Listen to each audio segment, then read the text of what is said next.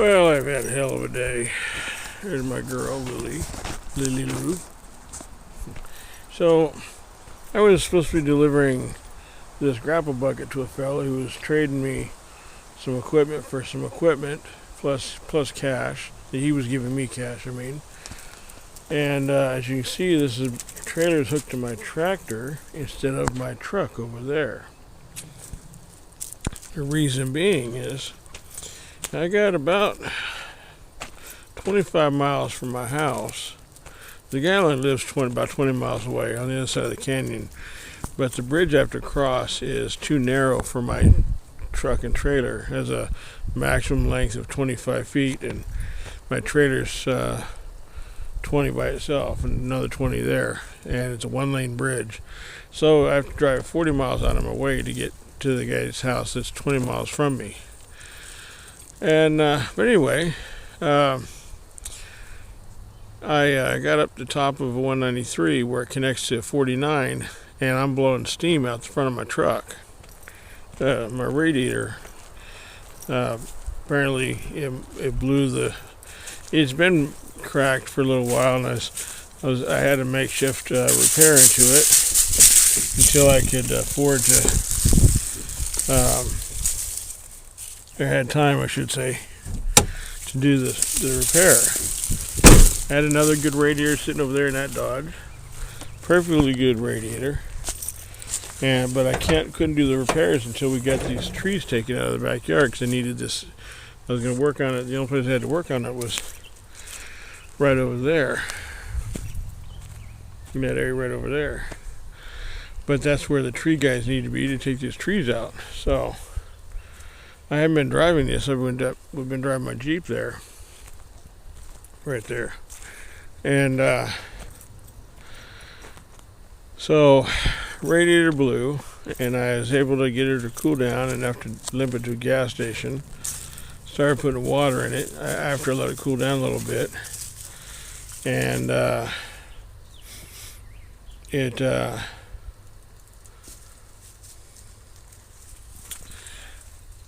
I'm not really sure what to do to the engine. Anyway, so I let her cool down a little bit, and I started putting water in it. And as the water got up to right about here, so about little under half full, about half full, I guess. And then there's about a 3-inch stretch right here, maybe 4 inches, where water just starts billowing out. So something inside this plastic radiator piece here, either there's a seal in there that blew, or the plastic itself is cracked.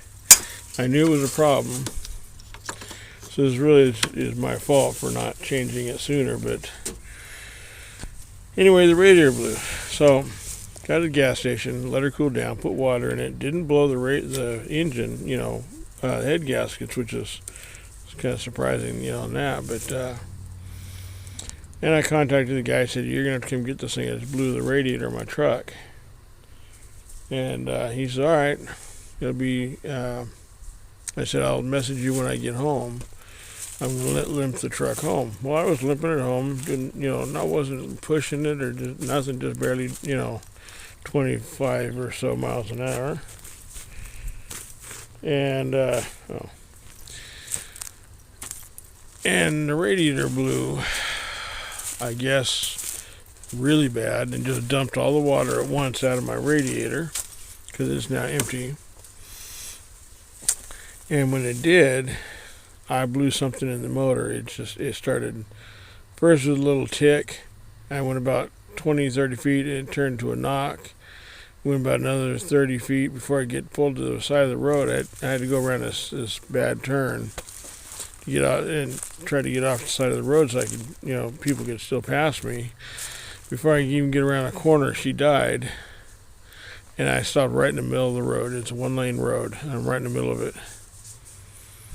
And some idiot in a Toyota pickup comes up behind me, starts laying on his horn. I'm like, "Yeah, I parked here for the hell of it, pal." I told him, "Don't be an idiot and go around me." So he goes around, Then another guy comes along. He couldn't get around. His truck was too big. He couldn't get around me. And he just backs up and just sat there on the side of the road. Didn't even come talk to me. I'm like, whatever. Then a Garner roofing guy comes along. And he says, well, I can pull you backwards. I'm like, well, I can't steer. There's no power steering. I can't steer backwards. Not pulling a trailer like that. And so eventually he agrees to, I put a chain up under the bumper, and to the frame, and he pulls me forwards so I can get it up off the road. And then another fella came along, and within minutes, comes along and gives me a ride home. And I got the tractor. I went back with the tractor, and I got the trailer. Brought the trailer home and called AAA. Well, the wife was home at that, but she was gone shopping or whatever. And she was home when I got home. And I told her, or asked her if we had our AAA was active. She said yes. Cool. Actually, my truck blew up, so I need to go get it towed.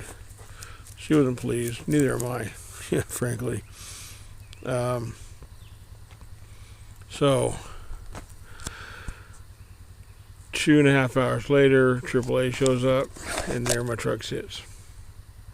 And kind of trying to decide what to do. I've got my Ford broke down right there, blown engine, $16,000 for new motor. I still owe a couple thousand on the truck, so it sits there until I get it paid off, and then I'm going to sell the truck.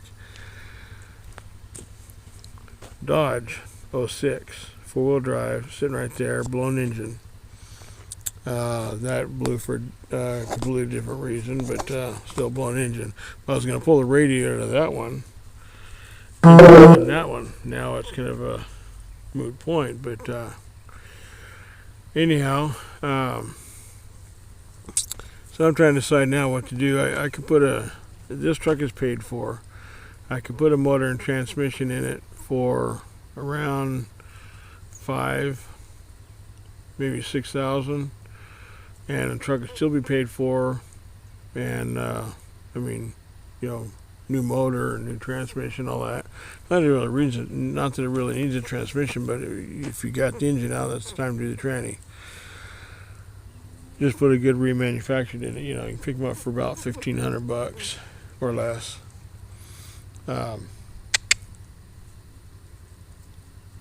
She lets you get over the edge of that road, and then if you're not careful, she'll walk right out on the road. Not that there's a lot of traffic. I'm in a cul-de-sac, so anyway. So now I'm trying to decide, I can get the money together and put a motor in it and all that for less than it would cost for another truck. But I need to find a mechanic that'll do the work for little to nothing. Nothing would be great. If I can find a mechanic that'll do it for a couple thousand, then I'd probably just go ahead and do that. Otherwise, I can do it myself, but it's like a few hours here, a few hours there between overtimes and all that. It'd take me a month to change this thing out. So I'd probably just bring it right down here, park it right down here in the front, and just swap it out. It's a perfect time to change the radiator, I guess. So, disappointing day to say the least. Well, disappointing doesn't even begin to describe my day. But anyhow, the frustrating thing is this radiator would have been a very easy swap. It's like a couple bolts here and there, and a couple more over here, like here, and then one down at the bottom. No, actually, I think it's just one here and one here. It hooks into these like right here. Take off a couple of radiator transmission lines, for these, and take these coolers off. That's radiator for the air conditioning, and these are oil and transmission, or oil and transmission. I can't remember which one's which. But so my friend did suggest I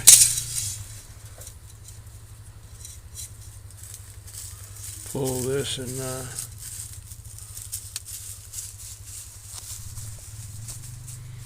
See, my oil is still, well, it's not black, but it's not clear either, but it's not covered in water or milk.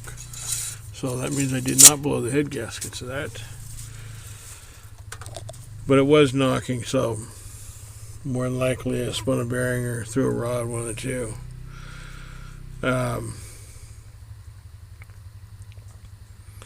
So a long block, I could put a long block in this, take my AC and power steering and alternator and all the stuff across the top here and swap it over to a long block and put it in here.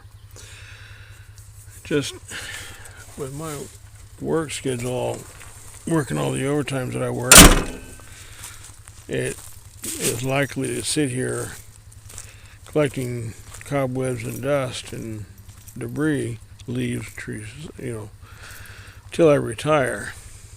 I mean, then I can work on it at my leisure, and so that's the most likely scenario, unless I can find a mechanic that'll do it for a couple thousand. So at this point, I'm looking. Well, at this point, I'm not doing anything, but I'll start this week looking for a mechanic and go from there. So anyhow, I'm going to go back inside, sit down in front of my TV and watch a little TV, and I might come out later and do some work with the tractor, but I'm not really in the mood. I mean, I want to do some stuff, but I'm not really in the mood. After what happened with my truck, I just want to go curl up in a ball and cry a little bit. Not literally, but pretty upsetting day actually. Now I've got 2 Dodges and a Ford broke down in my yard, and I can't do jack shit with any one of them. That one I still have money on, so that I can't get the pink. I don't know, a couple thousand. That one, the bank, the blue, this Dodge here, the bank did it. I owed $4,000 on it when the engine blew, and the bank wouldn't help me with refinancing or a small loan to put a new motor in it. And I said, well, then fuck you, I'm not paying for it. So they did a charge off, but they're holding the pink slip hostage until I do whatever. Lily, stay over here. So I can't get rid of that one.